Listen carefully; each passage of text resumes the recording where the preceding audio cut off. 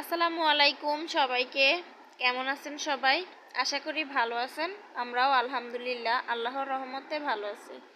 হঠাৎ করে আমার ফিশ ফ্রাই খেতে মন চাইছিল, তো ভাবলাম একটা মাছ যাতে আসছে তো করেই ফেলি। আর অনেক দিন করব কিন্তু করিনি, তাই ভাবলাম আপনাদের সাথে শেয়ার করি। এই তো আমি সব কিছু মেখে মাছ তেলে দিয়ে দিয়েছি ভেজে নেওয়ার জন্য। আর এই টকটা হচ্ছে মূলত লেবু, কাঁচামরিচ আর লবণ দিয়ে মাখা।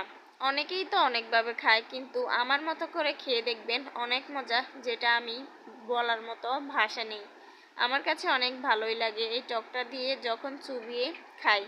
আর এই তো আমার ফিশ ফ্রাই হয়ে গেছে। আর একটা পেঁয়াজও কেটে নিয়েছি। আমি তেমন বেশি একটা পেঁয়াজ পছন্দ করি না, তো আমার হাজবেন্ডের জন্য। আর এই তো আমার ছেলেটা আমাদের মতো করে ডাইনিংয়ে করে খাবে, তো তাই ওর জন্যই